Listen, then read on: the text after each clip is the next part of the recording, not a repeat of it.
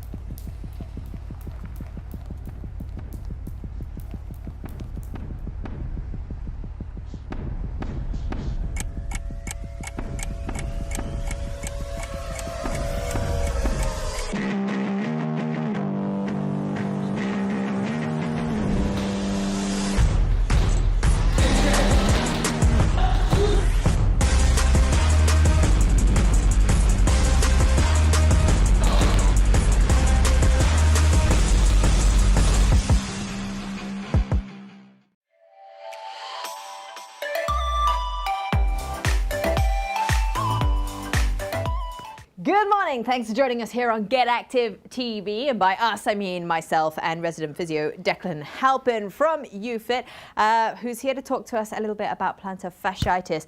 Or maybe it could be something else. I mean, obviously, I know I'm dressed like a sushi chef today, but I'm here. We've got our shoes off, and we are good to go to check out our feet. So, plantar fasciitis, what is it, Dec? Plantar fasciitis, well, I guess probably should start with the reason that a lot of people are asking about plantar fasciitis at the moment. I don't know if you've noticed it, but I've seen more people running now than ever before in Singapore. Yep. Suddenly everyone wants to be a marathoner. Everyone's game to do sprints. What's going on with that? Well, I mean, it's great. It's obviously great. It's people deciding they want to keep fit, they want to keep healthy, and one of the safest ways of doing that right now is to get out on the roads and jog. But plantar fasciitis is an overuse injury. So it comes from doing an activity more than you've ever done it before. And so when that would be most of us. Yeah, when we all decide that, oh, now this is the month I'm going to commit to doing a marathon, and we start heading out, our feet are a little bit like, what are you doing? This is a little bit sore. This is causing me a bit of problem. And it can lead to inflammation in the plantar fascia. So what's the plantar fascia? Is it a type of botanical? So plantar fascia is another complicated word for something that's really not that complicated. Your plantar fascia is the band of tissue that runs from your big toe through to your heel. So it's probably easy to see on your hands. So if you imagine from your index finger big toe through to your heel, right there. Okay. So in this spot, and its job, the plantar fascia's job, is to support your foot when you move and when you run. It creates that arch through there, and it's also your springboard. So you imagine when you're doing that bouncing on your toes, that's your plantar fascia that's creating that force and creating that power for you. But sometimes, as I said, we get an overuse injury and a little bit of inflammation right in its weak spot. And the weak spot of the plantar fascia is right in here, where it attaches in onto the heel. So right into that spot. And that's what your if you press it, you area. kind of, you already feel that sort of like, ear. Yeah, exactly. But if you had plantar fasciitis and you press it, I mean, when we have patients that come in and think they may have plantar fasciitis, and if you push onto that spot, they almost jump off the bed. You know straight away. Wow, that sounds really bad. Like, I think I may have had. Have you treated me for plantar fasciitis before? I can't remember. But like, you for a lot of things. But, yeah, I know. I'm broken. I'm so broken. But yeah, I can remember. I think there was a point where it was quite painful and tender on the base of my foot. So if someone does have plantar fasciitis, what can they do? Short of seeing a physio, because obviously you are at this point a non-essential service. So sad, so sad. So there's a couple of things that you can do, but what I should say beforehand is please check in with a medical professional, because there is other things that can be masked by plantar fascia pain, or there are things that look like plantar fasciitis but actually are something else, in particular sciatica and pain coming from your back. Oh. Because your sciatic nerve actually travels down the back of your leg and into your foot, and sometimes people come in with foot pain, but actually it's originating in the spine. So there's a couple of tests that you can do, or rather than tests, key indicators of plantar fasciitis that you can do at home to check in. Show me. So the first one is that test where you're running your hand, you're finding your plantar fascia, and if I show you how to do that, Kelly, you pull your big toe backwards and just run your hand along the base of your foot, and you'll feel that tough line of tissue that goes right into your heel. Okay. If you follow that down into your heel, and if you push right into that spot, as I said, if you've got true plantar fasciitis, that will be really sore. You're not going to enjoy that at all. Okay. That's okay. I don't think I have it. Okay. What else can we check? The second one, and a big one for people, is getting out of bed in the morning. Those people who get out of bed, and if your first few steps are, and you can feel that right in your foot and it's not comfortable, or you get out of bed in the middle of the night and you have to go for a wee, if that's not comfortable, or if you've been sitting for a long time at your desk while you're working from home and your first couple of steps are stiff and sore at the base of your foot, that's another indicator of plantar fasciitis. Interesting. Okay, so now that we've identified whether we do or don't have plantar fasciitis, what can we do? Couple of things. So you can see I've bought some fun toys. I have my own ball because I can't use your ball because it's not safe. Obviously, it's very difficult to replace a physio, and going to see a physio, I have to say that. But there's lots of things that you could do at home. And so one of the best things you can do is self-massage and to release that plantar fascia. And you can do that with your hands, or you can do your loving husband or wife. If they really love you, can give you a foot rub. But, hello, darling. Foot rubs tonight. But if you can get in there yourself, and so you can. What sort of technique should we be doing? So the key here is to get your fingers behind your foot, and you're splaying the bottom of the foot, and you're releasing the plantar fascia in this direction out towards the edges of the foot. And that feels quite nice. Yeah, I mean that foot rub feels nice all the time. Yeah. Okay. But then if you enjoy that, probably a more effective way is to start with a tennis ball. Okay. Getting that onto the bottom of your foot and just releasing in all across the plantar fascia. So plantar fascia starts in your heel and it goes out into the edges of all of your toes. So just working your way around. That feels really nice on the arch of my foot as well. You know, just sort of like, oh, that feels good. I could do this. And is this something that we should be doing anyway? I mean, we've had Wani Misbun come in and she's been telling us about fascia sort of and foam rolling and stuff like that. So I was going to say at the end, but I mean, yes, Kelly. So if you've decided to go running, if you've decided now is the time to go, you should have a self-care routine. And a self-care routine means that when you finish your run, or when you start your run, you do a little bit of a warm-up. So you do a couple of exercises to get ready. And then at the end of the workout, you work on those areas that have just been attacked by the exercise that you've done. So this is a great way of finishing your run, or even in the evening once you've put the kids to bed, just sit in front of the TV and roll it out. And also stretching. Okay. Really, really important. Question, is this something that little kids can do as well? Because obviously we're trying to wear out our kids as much as possible, so we're going out for runs, we're bringing the kids out with us as well. Is this advisable for younger children? Only if it allows you to do it at the same time, if it gives you a chance to do it with them. The great thing about kids, super stretchy, super flexible. I've never seen an under 10 come in to see me with any sort of plantar fascia, because their fascia is so stretchy and pliable. So it's great. It's us, the old people who lose that ability. And what sort of age does this sort of problem kick in? I mean, as a physio, is it usually the older people, or? As a physio, the people that I see, it's predominantly those keyboard warriors, people over the age of 30 who used to do lots of exercise, used to do lots of running, take a break for a while and then say, no, this is it, I'm going back to be fit. I used to do 10 kilometers with my eyes closed. They head out first day, do 10 kilometers, and then they come to see me and tell me that they're in lots of pain. So take your time, be patient with yourself and be kind to yourself. You don't need to do 10 kilometers your first run. And just build up that exercise. Okay, so I have a quick question. Because you are currently a non-essential service, is there any way that we can get advice? Because, I mean, I'm sitting at home and I'm sat down, I've been scripting for the shows and stuff, and my hips are starting to get tight. Do you do virtual coaching? I know that this is also a trending thing, and it's something that we're going to discuss later with our next guest, but are we able to reach out to you and get virtual physio help? For sure. It's one of the great things that's happened with the circuit breakers is we've all discovered new ways of reaching out to our clients and actually found that it's really effective. And it might change, like in a lot of industries, it might change our industries going forward. But virtual physiotherapy works. It works really, really well because it really focuses in on the things that you can do at home to help get better, to help improve your issue.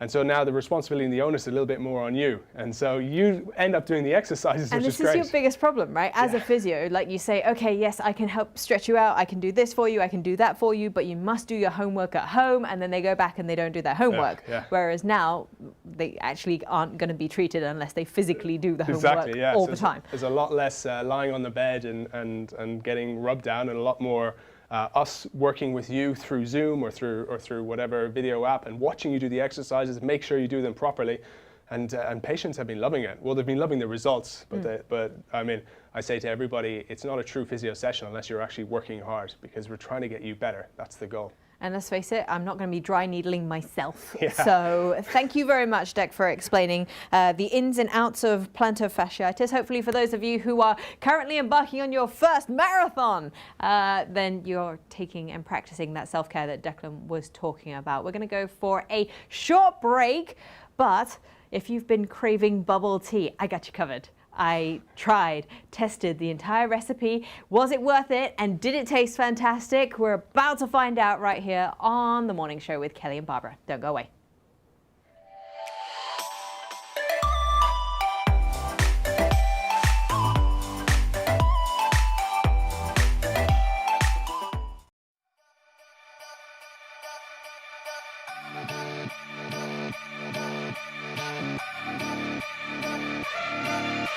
Step right up, draw the next card. Be one of the black animals, so get along with everybody else. Is this ship sinking? I've been thinking. Always thinking. I've been thinking. Been a little time to get along.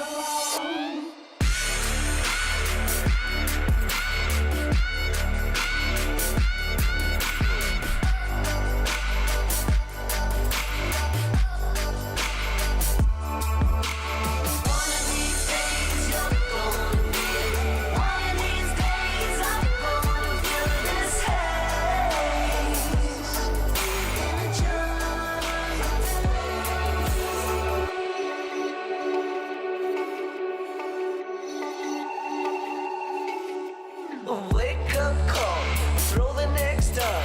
Be one of a kind, original. Don't be another sign of the times. Fight. Wanna know the secret? We get on. Wanna know the secret? We get on. Try to find the feeling we belong. It's all for one and all for fun.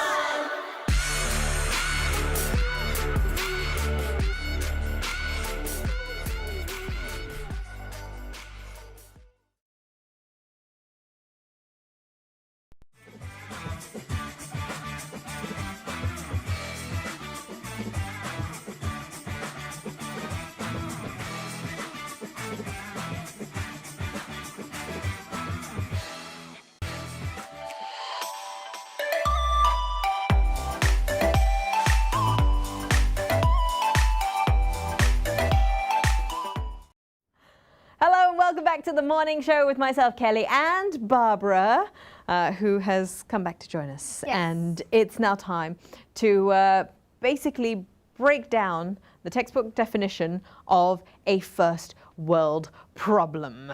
Yeah, so with specialty desserts like tao hui, your acai bowls, and obviously bubble tea now being deemed a non-essential shop to be open, everyone is suddenly craving bubble tea, even if you haven't had it for months. Exactly. Like I'm not even the biggest bubble tea fan because I find it very, very sweet.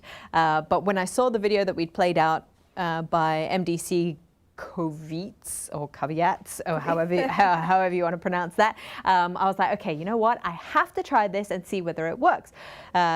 Because And everyone's DIYing everything now. everyone's DIYing everything, but the biggest problem was the likes of Liho are selling at-home DIY bubble tea kits for $85. And I'm like, I ain't spending $85 on bubble tea. I do not like it that much. So I decided to rope in Sienna and have a crack at making bubble tea. Was it worth it? Let's find out. Hello everybody, welcome to Do Like This. And what are we making today, Sienna? Boost juice. What?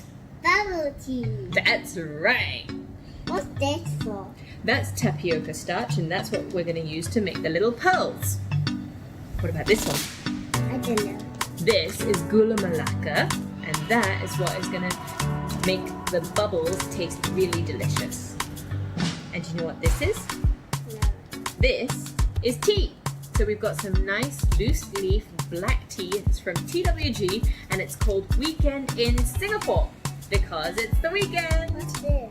That is brown sugar. That is to make sure that our black tea is really tasty. What? What? Hi everybody, let's make bubble tea. Okay, Sienna, the first thing we're going to do is make the tea, and to do that, We need milk. we need milk. That's right. So I've got some fresh milk here, and we need Can I pour the milk? Yes, we need 1.5 liters. Pour it, Where? and then we pour it in here.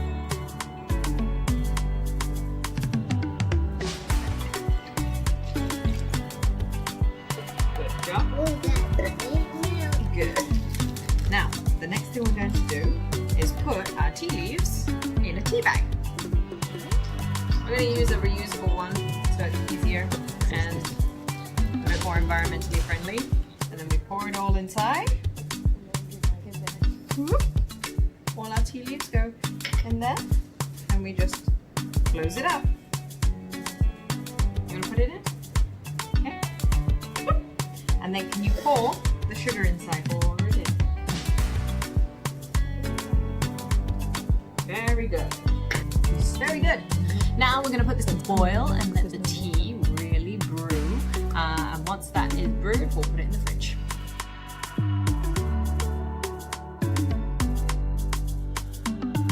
So then the next thing we're going to do is we're going to make the pearls. What you need to do is you need to take your water, put it on a small pan, take your gula melaka,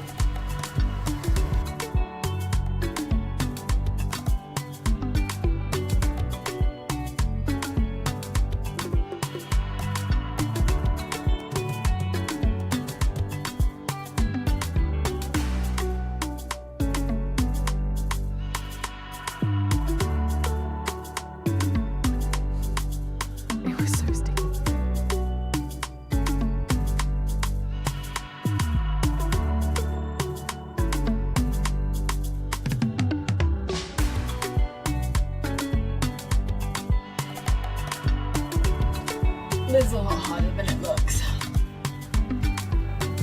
Okay, so I have my bubble tea dough here, which was a lot more like arm work than I thought it was going to be.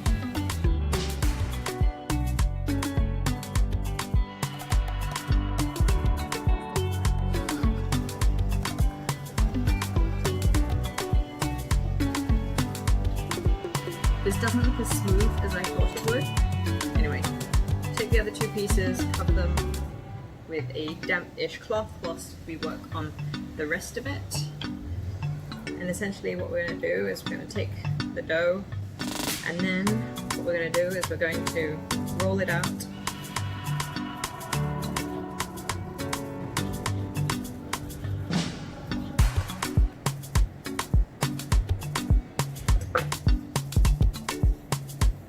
And cut and roll them into balls.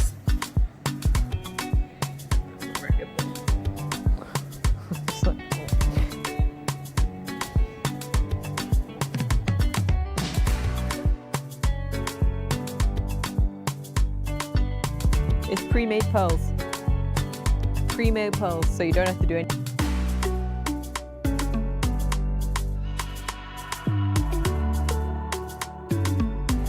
So after about half an hour of slicing and rolling, we've finally come up with what is supposed to be 4 cups worth of bubbles.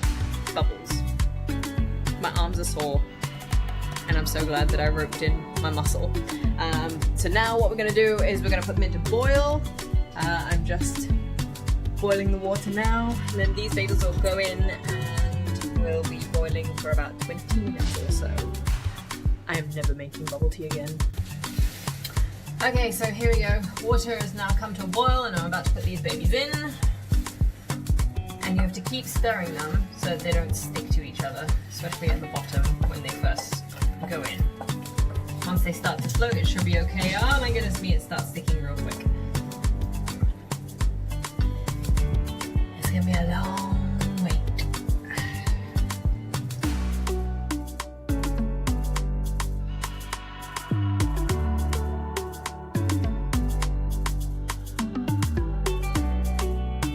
Totally forgot to film this bit. I was just too task focused, but we have poured out our pearls that have now boiled and cooked, and they went into ice water to stop the cooking process. And now I'm about to make the brown sugar bracing syrup. So all we need to do is to bring the water to a boil and then place in the pieces of brown sugar, gula melaka, or muscovado sugar, depending on what you're going to use, and then just form the syrup by waiting for it to boil.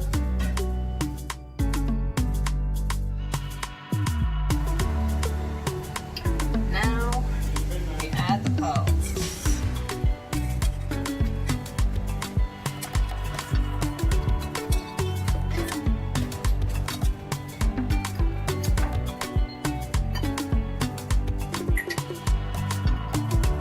So it's only taken me about 2.5 hours in total maybe, but we have our pearls and they look pretty good. So now it's time to put it all together.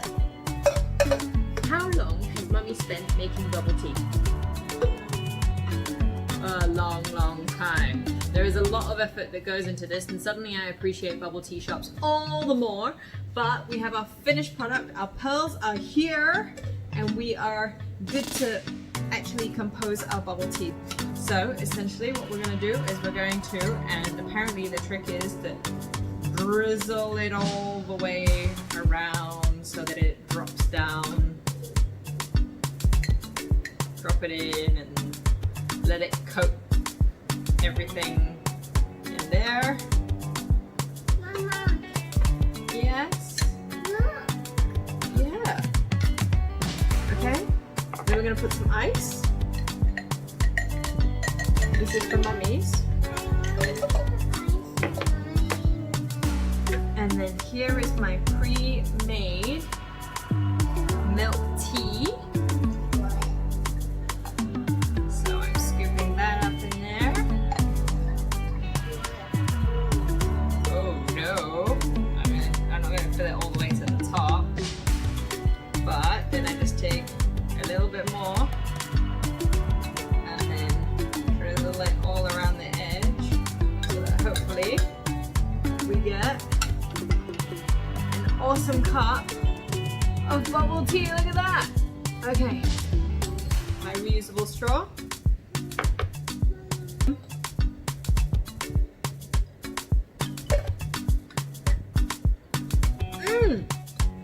Tastes good. You want to try? No. I think it was a success. But I'm never taking Gongcha or Liho for granted ever again. All right, talk me through this. How long did that take in total? From start to finish, about 2.5, 3 hours. It was ridiculous, like ridiculous. It was really, really ridiculous. Would I make it again? Having tried it and tasted it, like it was really, really, really good. But would I do it again? I think maybe, but it's going to take me a while to get over the muscle ache from rolling all of those balls. And your pearls look huge as well. They were massive. Like to suck it up was really hard. This is like the Liho kit that you get. $85 Liho So kit. the question is, would you rather have 3 hours of your life and pay $85, or would you like the satisfaction of rolling a handful of balls and wasting 3 hours of your life? I don't know. It's up to you. fair, like I heard that a lot of the tapioca flour, was it Sold out. sold out, right? Like you can't Sold find out. it anymore. Sandra Riley Tang dropped me a message the other day and she was like, I saw your bubble tea. Do you still have any left? And I was like, no, I don't. We drank it all. She was like, oh, never mind. I need to try and find tapioca starch. And everywhere she'd been to, sold out. Victoria Cheng also tried making it, sold out as well. Absolutely ridiculous. Just a quick shout out to those of you who are watching us at the moment. Yes. Joshua, you'd actually asked if you have flat or semi-fat feet and you have Flat, not fat. No, yeah. Semi-flat feet, not fat feet. If you have plantar fasciitis, can you still roll out your feet? The answer is yes. Yes, you still can, and probably even more so because you've probably got, because of your flat feet, you've got more of the foot coming into contact with the ground, and you don't have that sort of flexibility and dexterity in your foot because of the arch collapsing. So very important to roll out your feet if you are running. Keep the comments coming. I mean, we're giving away a 50% off to order from the Black Hole Group. All you need to do is drop us and tell us what's your favorite workout been so far during this whole circuit breaker season.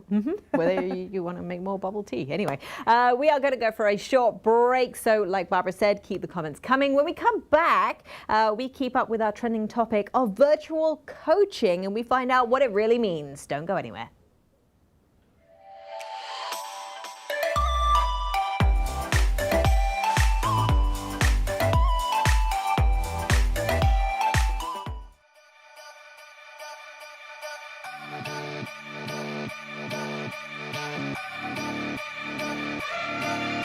Step right up, draw the next card. You one of the brighter animals, so get along with everybody else. Is the the ship's sinking. I've been thinking, are we sinking? I've been thinking, been a little time to get along.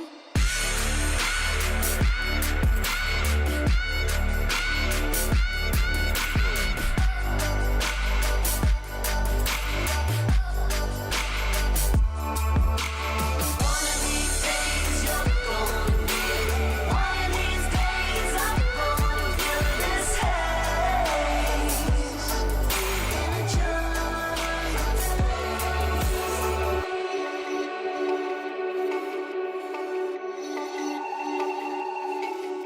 A wake-up call, throw the next up, be one of a kind, original, don't be another sign of the times. Fight. Wanna know the secret, we get on. Wanna know the secret, we get on. Try to find the feeling we belong. It's all for one and all for fun.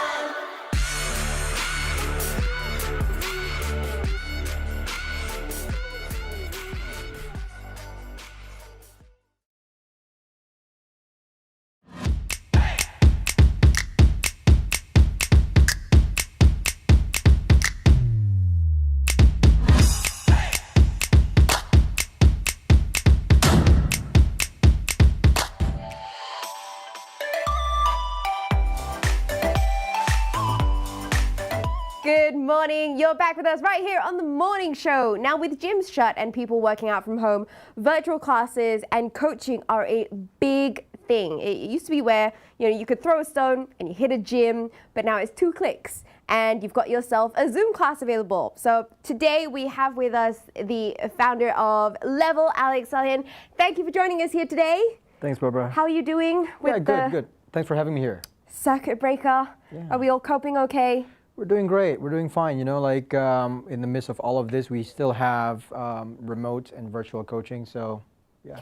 Before we get into that, maybe you can just help us break it down. What is the difference between remote coaching and virtual coaching? Okay.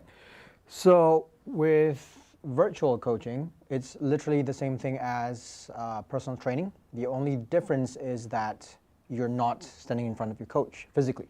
Right? So it's the same coach watching your movement patterns, the same coach programming for you, doing everything in the 60 minutes or whatever time frame that you guys have, just on a screen. Okay. Right? So that's virtual coaching.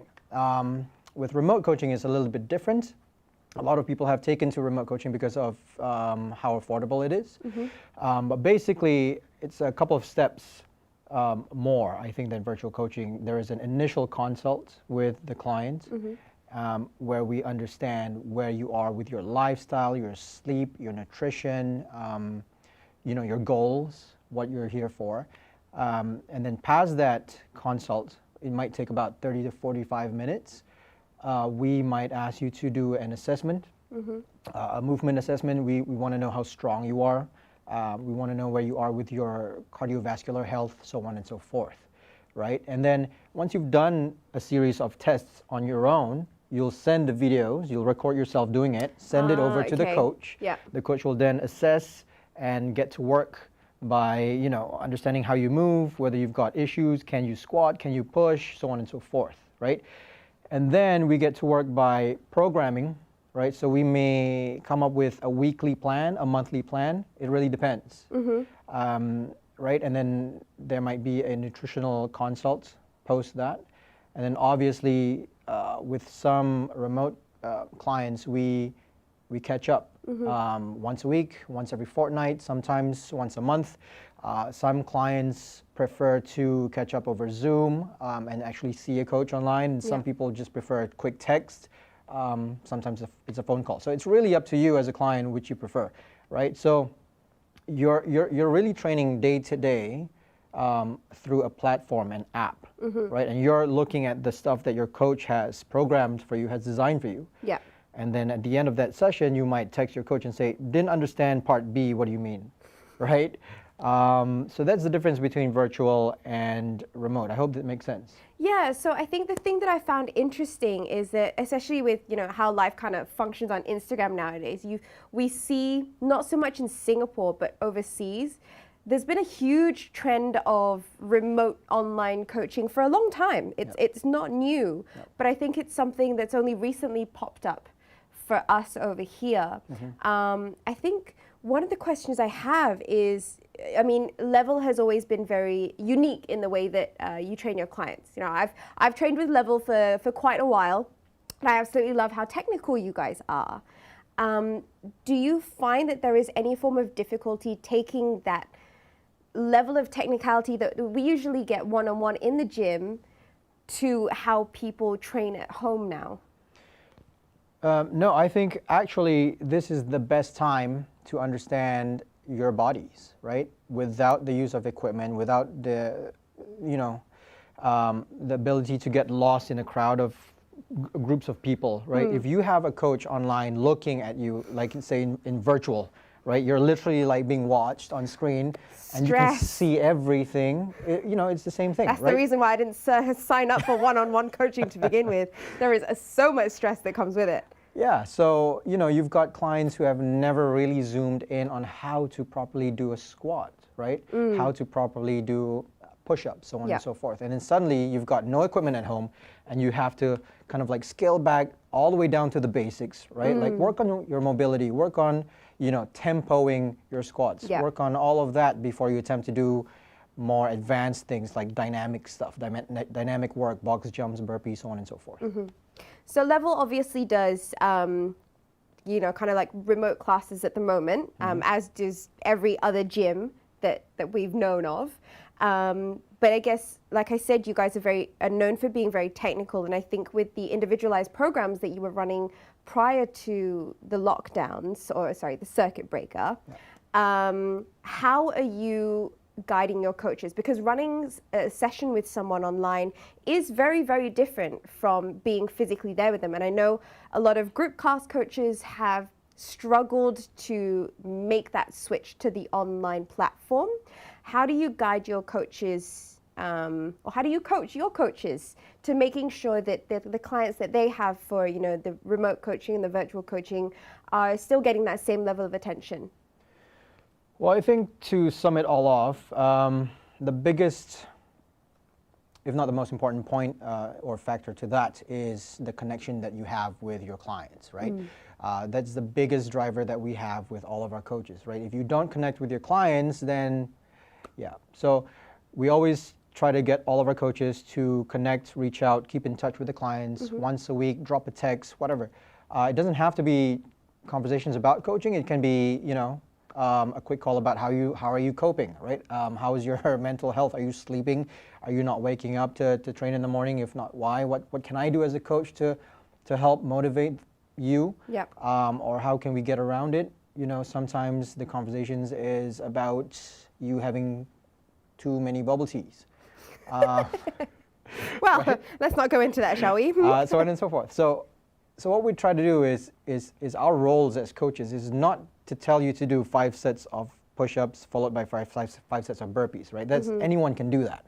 Our jobs as coaches is to guide, coach, and mentor you, right? So if that means the physical aspect and then the mental well-being and then what you put in your bodies, what you drink, what you eat, so on and so forth, right? It makes up this big universe of your well-being.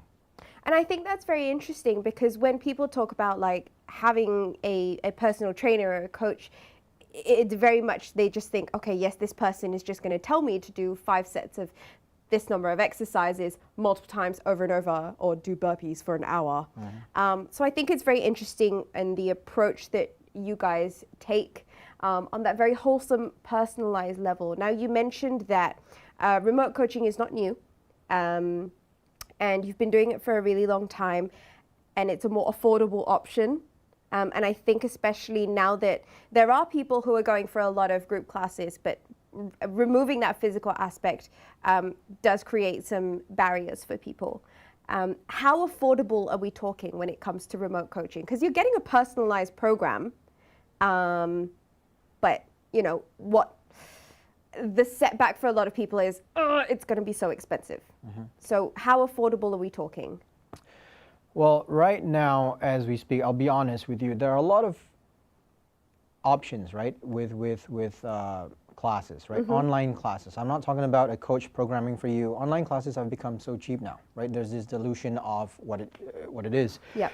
So obviously we cannot compete with a $5 class, right? But that's not what you would pay a coach to do for you anyway, right? If this coach is looking after your fitness, your health, trying to follow up with your nutrition program, trying to make sure that you're on track during this period.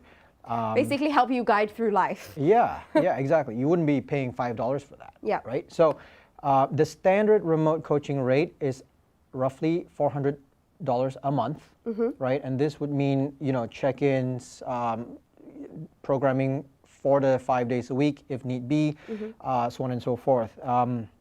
Obviously, we're running promos for that as well because people who are so accustomed to just group classes, they don't understand what remote means and they just want to get their feet wet. So we welcome them, you know, Just by kinda giving like, dip their toes in the water, see if we like this. Yeah, you know, so, you know, you can find all of that, all the details of costs and promos and all that on the on Level's website, so level.com.sg. So yeah. Awesome. Well, thank you so much for joining us here today. Yeah, thanks for I think having me. it was very insightful in learning the differences and also the level of help that we can all get and that is available out there for us. So we are going to be taking a little bit of a break. When we come back, Cheryl Lowe and Kelly break it down on how to get that booty pop in with your glute bridges. Don't go anywhere.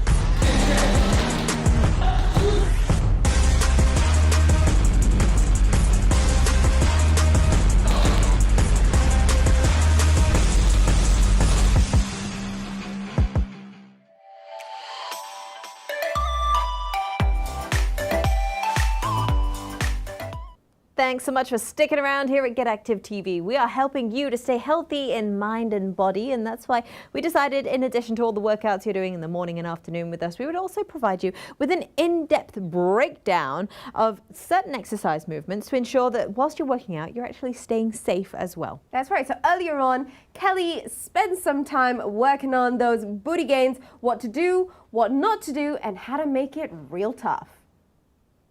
Hey guys, welcome to today's Break It Down segment with Cheryl Lowe joining us this week to break down the essentials because we have so many incredible workouts for you in the mornings and the afternoons on Get Active TV, but we seldom have the time to actually break down the different movements to make sure that you are doing them correctly. So today, Cheryl is going to be teaching me the hip bridges. So one of the common body weight exercises are actually not that common because a lot of people forget about working on the posterior chain. So for the hip bridges, it's going to be working on a lot of your lower back muscles, butt, and the hamstrings, actually, and all the trouble area. Yeah, I was going to say that this part.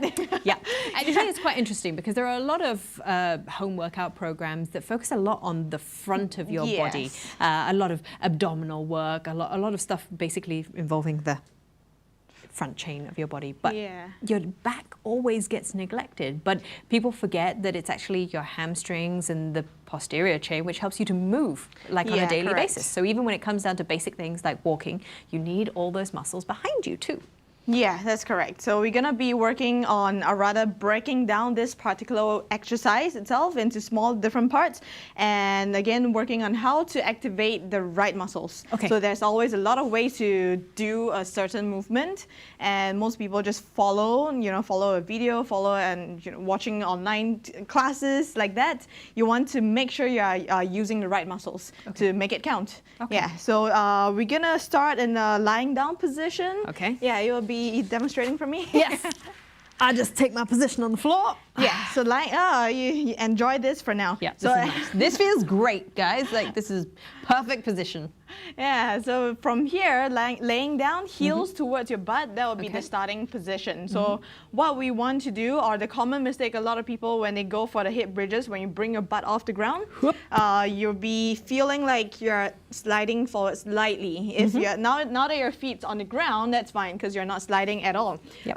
You want to make sure your feet stays in place and pulling your heels in actively. Yeah. So when you keep pulling your heels towards your butt this way, you're gonna feel the hamstrings. Yeah. So that is the important part of this exercise. So hamstrings and the butt. Coming down first. So you want to make sure when you're going for the hip bridges, think about hips upwards, hips to the ceiling, instead of using the thighs to kick off. Yeah, you don't want the thighs to kick off. So you don't want to be like, you don't want to be thrusting up like that. You want to otherwise you feel your feet moving on the ground, or if you're doing if you do it with the socks, even better. Socks on the floor, it forces you to keep your feet in, without sliding out. So feet in, activate the hamstrings, and drive upwards with the hips. Okay. Yeah, so it's an upwards motion, not so much of kicking with your legs, and actively keeping your heels. You cannot see from here, but just actively keeping the heels in towards the butt. So that's good. Yeah, it's all on the hamstrings and the glutes and the lower back, which is very important to work on them.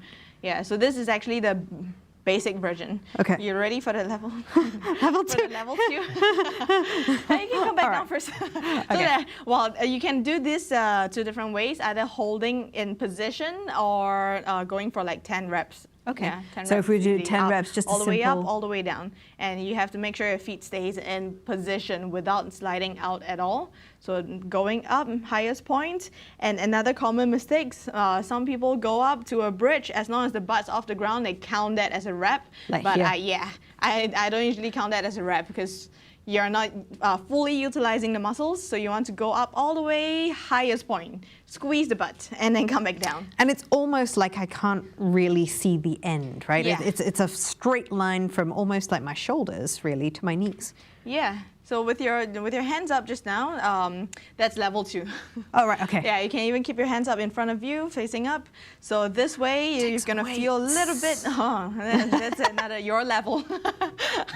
That's good. Yeah, you can do the upper body at the same time, why not? Yeah, so that's level 2. And that's, you can rest first. Okay, You got a that's lot great. of energy. That's Okay. good. 1 foot up, ankle on the knee. And the third level, level 3, ankle on the knee, single leg hip bridges. For those who have been working on the glutes, you're gonna find that basic bridges are too easy. You can move on to this one. So single leg, same concept, heel is actively pulled towards your butt. Keep your heel in towards your butt. This is a lot harder. Yeah. And because you have done like, I don't know, 10 reps on this side, you gotta balance it out on the other side. And do it on the other side. Yeah. So same thing, highest point, upwards motion. It's not a thigh kicking movement. So it's an upwards, butt towards the ceiling. And a heel is always in towards your butt. So those are the few points that you always have to take note when you're doing this exercise itself, to make sure you're using the right muscles and not wasting energy. Awesome. Okay. Yeah. Does it get any harder than this? Yeah. So this foot straight up. Yeah. Thanks for asking. I regret asking now. So Okay. keeping your foot facing up towards the ceiling, think about foot to the ceiling on top of you. So straight up. Because like some people, when they try this for the first time, you'll find that you're kicking backwards or moving back too much. So think about upwards, foot towards the ceiling, straight up, and you'll be doing it right. So you want to make sure your heel, change sides. You want to make sure your heel and the butt distance remains the same the whole time. So your butt and the heel always stick together, remain the same the whole time throughout the 10 repetitions. I'm trying. I'm really trying. Yeah. This would be a Doing fun one good. to try and balance like tissue paper on. Oh yeah, so Right. sometimes I get my personal training clients to balance my phone on top here. My phone, not their phone, so that it's more pressure. Yeah, Yeah, I so can you have imagine. to really keep it up there. Yeah. Whew. Okay, that's quite a workout. Okay, what if someone has knee pain, for example? Like I can understand how some people, if they're maybe not doing the exercise correctly, they may struggle with that tightness in the knees when they're pushing off. Is there anything that they can do to modify, maybe move the position of the knees around, the legs around? If they have knee problems or knee pains when attempting this exercise, then I would suggest to just hold it in position first. Yeah, if let's say you feel any knee strains, that's when you know that you're using the wrong muscles, or you're putting the pressure on the knees instead of on the hips. So the pressure or the weight should be on the hips, lifting the hips up instead of standing through the knees. So just the static hold like this. Yep. So that will be good enough, and make sure you keep the knees apart. Okay. Yeah. I guess in this position, if you really wanted to work the inner thighs, you could also work on doing like some clenches and stuff like that, right? Yeah, I think there are some tiny little fitness equipment that you can find online. Yep. Those gadgets that Like little allow you to do balls, that. or Yeah. even like sponges, or even if you have a cushion. Yeah. I guess there's a lot you can do to train your posterior chain in this position.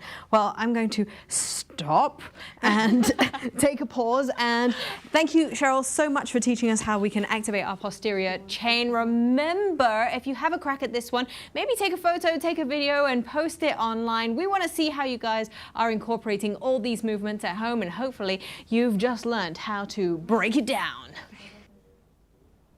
Did you feel the burn? I definitely felt the burn. The ache was so real after doing so many reps. Like seriously, I think I was probably doing it for like 8 minutes there. Pretty It's a bit much. ridiculous. But hey, no pain, no gain, right? That is absolutely true. I actually really like glute bridges. Really? Especially like when you have the resistance bands around your thighs. It kind of makes you put that extra work, and then you really feel it on Squeeze. the outside of your bum. There's nothing quite like climbing out of bed the next day and falling Collapsing over onto the floor. because your bum can't actually hold you up. And on that note, we're going to go for a short break. And when we come back, it's time to take a moment to ready, steady, and set yourself for the rest of the day ahead. Don't go away.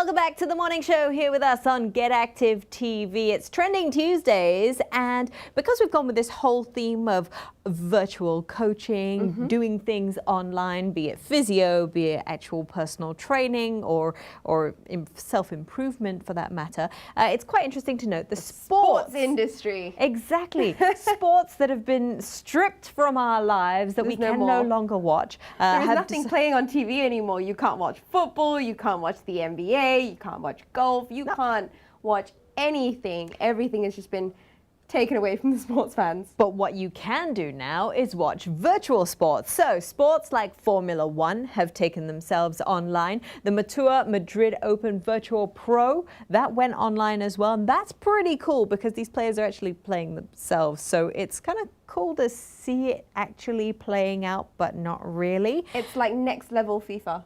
Yeah. Speaking of FIFA, I'll get to that in a second. Don't forget, Porsche Carrera Cup also went virtual with Singapore's very own Yui Tan. So he's actually got his full livery, like his car. This is his home setup, which I think is pretty badass. So he's got like a full bucket seat.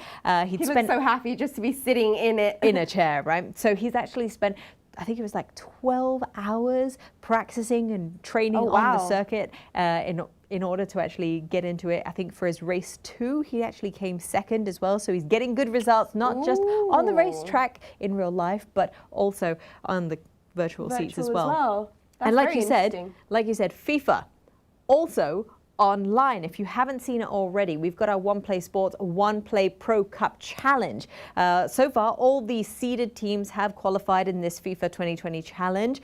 You can also tune in at 11 p.m. We've got Patrick Kinghorn and Nitin Nambir on Tuesdays, Thursdays and Saturdays. So round of 16 starts next week. Exciting times. Good luck to all of our competitors. We've got still got a whole host of things coming up this afternoon for you, so make sure that you're sticking around here on Get Active TV. It's Tuesday. What does that mean we've got? It's Tuesday, which means we've got What You're Cooking in the Kitchen at 4 p.m. so you can get all your dinner inspiration. I know that as the days go by, you kind of run out of ideas on what to cook. So that's why Ben Logan is in with us every Tuesday and Thursday on What You're Cooking to give you some inspiration. We've also got our daily workouts at 3 o'clock, so you can get a good sweat session in. Plenty of things for you to do. But from Barbara and I today, we're going to call it wraps. Remember, though, make sure that you're staying safe, stay strong, and stay at home.